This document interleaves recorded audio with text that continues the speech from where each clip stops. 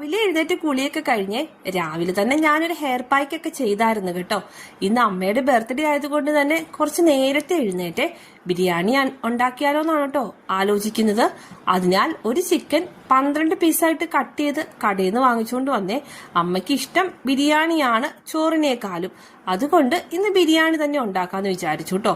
പിന്നെ ബിരിയാണിക്ക് ആവശ്യമായിട്ടുള്ള സാധനങ്ങളൊക്കെ പെട്ടെന്ന് വറുത്തുകോരി എടുത്തു കേട്ടോ. പിന്നെ ചിക്കൻ കുട്ടന്മാരെ എണ്ണയിലിട്ടൊന്ന് ജസ്റ്റ് ഒന്ന് ഫ്രൈ ചെയ്തെടുത്തേ.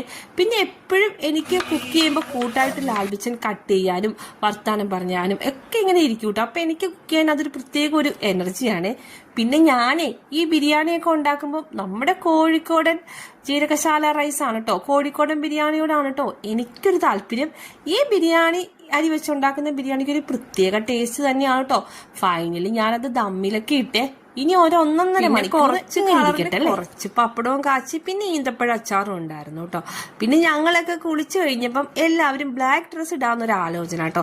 ലാൽബിച്ചൻ ചെത്തായിട്ട് ഒരുങ്ങി, നെസക്കുട്ടി ഓൾറെഡി റെഡി ആയിട്ട് ഇരിപ്പുണ്ട്. എന്റെ കയ്യിലും ഉണ്ടായിരുന്നു ഒരു ടോപ്പ്, അത് വെച്ച് ഞാനും അഡ്ജസ്റ്റ് ചെയ്തു കേട്ടോ.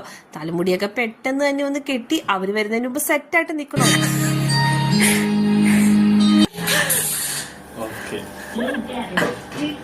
യെസ്ലോനിച്ചിക്കോട്ടെ, വേണ്ട വേണ്ട.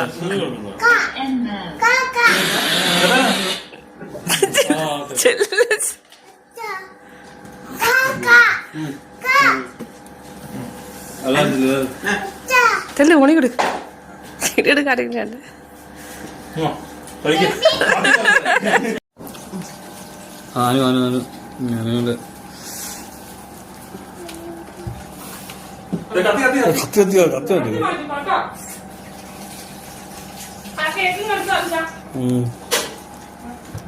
ബിരിയാണിയൊക്കെ എല്ലാവർക്കും സെർവ് ചെയ്തു. പക്ഷെ ബിരിയാണി ഇഷ്ടമല്ലാന്ന് പറഞ്ഞവരും മുഖം കൊണ്ടുണ്ട്. പിന്നെ അമ്മയ്ക്ക് ഇഷ്ടമായിട്ടുള്ള കുറച്ച് മുരിങ്ങയിലയും ഒക്കെ ഒന്ന് പറിച്ച് സെറ്റാക്കി കൊടുത്തേ. എല്ലാം കൊണ്ടും ഒന്ന് സന്തോഷമായിക്കോട്ടെ അല്ലേ. മുരിങ്ങയിലയും മുരിങ്ങക്കായൊക്കെ അറബിയുടെ വീട്ടിൽ നിന്ന് കിട്ടി കേട്ടോ. അച്ചാച്ചനെ കൂട്ടല്ലേ